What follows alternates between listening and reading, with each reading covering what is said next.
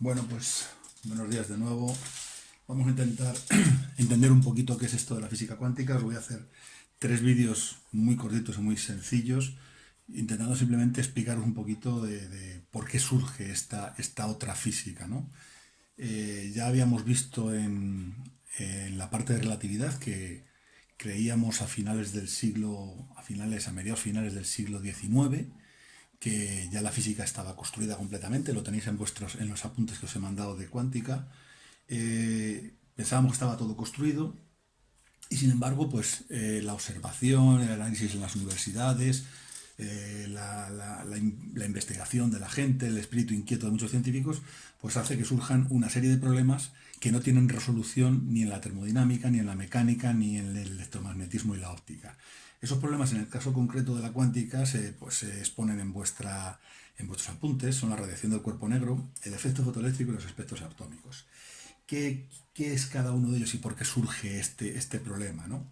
Voy a intentar que lo entendáis, aunque quizás sea todavía más complejo de entender el origen de la cuántica. Luego los problemas tampoco son tan difíciles. Quizás sea más difícil de comprender el origen de la cuántica que el de la relatividad.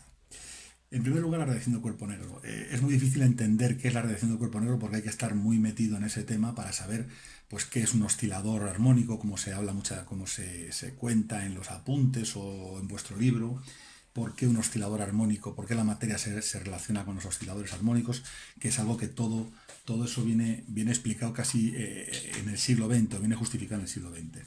La radiación del cuerpo negro se esperaba que fuera la radiación de cualquier cuerpo, vamos a esperar, ¿no? Porque no sabemos lo que es un cuerpo negro.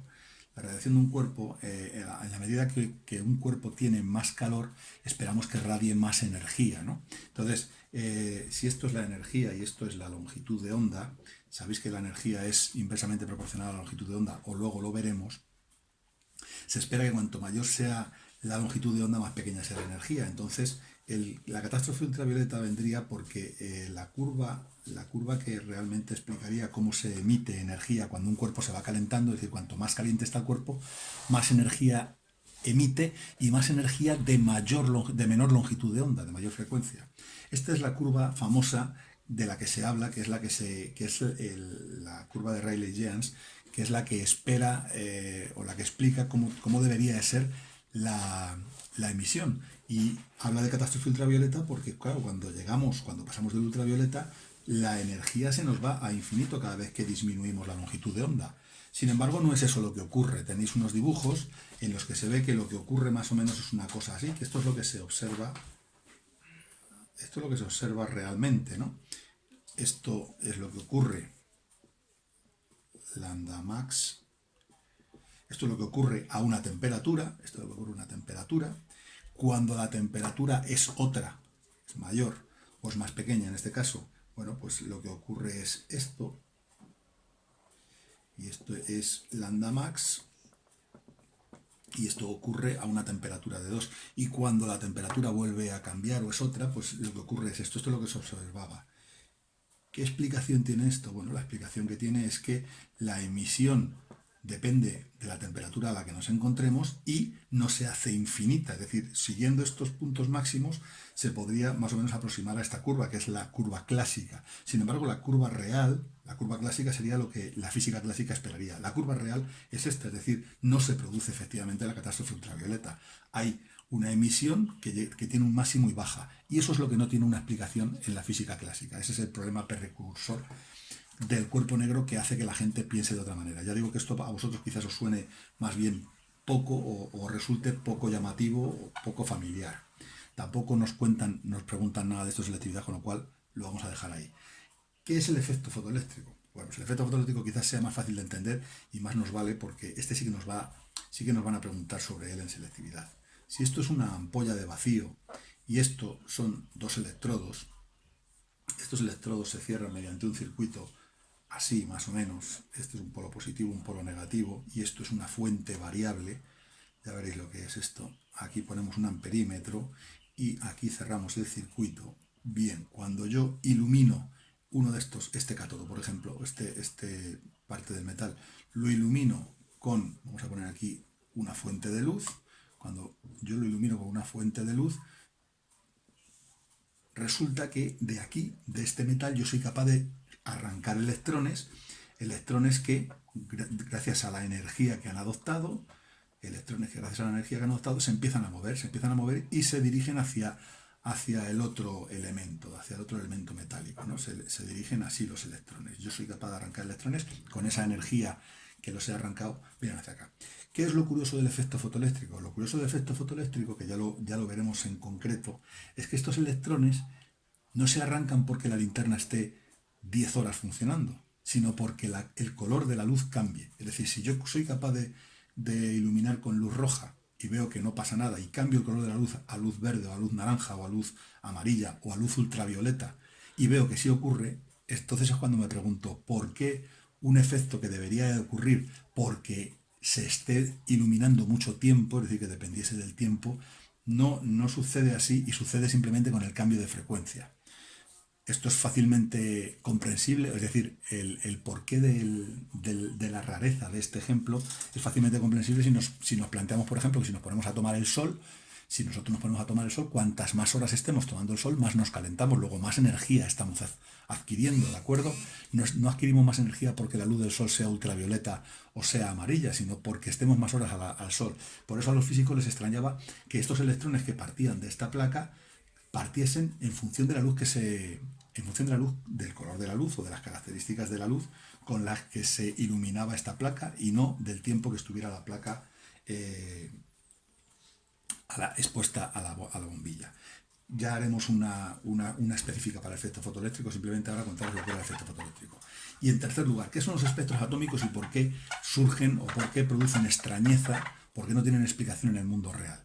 Bueno, un espectro es una fotografía, ¿no? Un espectro es una fotografía en la que lo que se fotografía precisamente es la energía. Y no sé si os suena, pero habréis visto espectros o fotografías de espectros en vuestros libros que son más o menos así. Aquí hay una serie de líneas, aquí se van juntando mucho, ¿no? Aquí luego hay otro paquete de líneas que se van juntando también muchísimo. Por aquí otro paquete de líneas que van haciendo así, se van juntando mucho. Esto es un espectro, ¿no? ¿Por qué se producen estos espectros? Hay dos tipos de espectro, el de emisión y el de absorción. El de absorción es cuando toda la placa está de todos los colores del espectro visible y lo que faltan es algunas rayas que son las energías que ha absorbido precisamente el átomo. Y el espectro de emisión es el mismo pero al revés, es decir, la placa está completamente negra y lo que se ven aquí son los colores de la energía que ha soltado el átomo. ¿Por qué ocurre eso? Bueno, si simplificamos el átomo y pensamos que el átomo es un núcleo rodeado como el sistema planetario, ¿no? Como el sistema planetario rodeado de una serie de electrones en unas órbitas más o menos así, bueno, pues ¿qué explicación tiene esto? ¿O por qué ocurre esto? ¿Por qué surge la duda? Se sabe que estas líneas corresponden a una energía concreta, por ejemplo, la energía de saltar desde esta órbita, de que un electrón salte desde esta órbita hasta esta, o de que el electrón salte desde esa órbita hasta esta, o de que el electrón salte desde esta órbita hasta esta. Cada grupo de líneas corresponde a una órbita, la primera, la segunda, la tercera. Sabéis que las líneas se llaman Lyman, Paschen, Brackett, Thun, Balmer, etcétera, etcétera. Bueno, pues lo incomprensible, es decir, esto nosotros lo entendemos, ¿sí? Hay una línea ahí, bueno, lo incomprensible es que hubiera estas líneas, pero no hubiese una línea desde una órbita que estuviese, por ejemplo, aquí en medio, desde esta órbita hasta esta. Es decir, no existía este nivel de energía, ni este nivel de energía, ni este nivel de energía. Existían estos niveles de energía. Fruto de este problema, del efecto fotoeléctrico, el problema de la radiación del cuerpo negro, es por lo que llega Planck y cuenta en una especie de fórum en la que van muchos científicos, que bueno, que él tiene una solución al problema, pero que esa solución, como os digo en los apuntes, ni él mismo se la creía. Dice, es una solución matemática. Dice, yo he resuelto el problema matemáticamente, pero este problema dice, no me lo creo ni yo. Y la simplificación de esa, porque la ecuación es un poco más compleja, pero la simplificación que es lo que a nosotros nos va a servir, de esa ecuación que él descubre, es esta, que la energía, y esto es lo más importante que tenemos que tener en cuántica, la energía está cuantizada. La energía puede ser HF o puede ser NHF. Es decir, puede ser 1 HF, 2 HFs, 3 HFs, pero no puede ser 0,5 HFs. No puede ser un valor intermedio. Es como los peldaños de una escalera. Tú puedes subir un peldaño, 2 peldaños o 3 peldaños. No puedes subir un peldaño y medio porque el medio no existe. Vuelves al anterior peldaño. Bueno, pues lo mismo ocurre con la energía.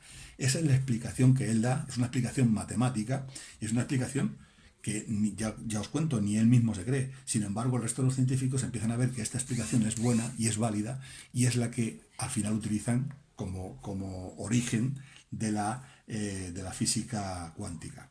¿Cuál es el problema? ¿Por qué no se había detectado antes esto? Bueno, pues al igual que en relatividad no se detectan los problemas porque se tienen que dar unas velocidades muy altas, cercanas a las de la luz, aquí no se detectan los problemas porque las energías son muy pequeñas. Los incrementos de energía son tan pequeños que esta magnitud que se llama constante de Planck vale 6,63, si no me equivoco, por 10 elevado a menos 34. Menos 34 julios por segundo. Esto es algo infinitesimamente pequeño. 10 elevado a menos 34 es algo demasiado pequeño para que el hombre se dé cuenta pues, en experimentos que estén a la altura de nosotros. Es decir, no hay ningún experimento en la vida real que nos haga ver cómo funciona la física cuántica. Ese es el gran problema con el que nos vamos a enfrentar. Bueno, espero que más o menos el origen de la física cuántica os haya quedado claro y ahora pasaremos al efecto fotoeléctrico.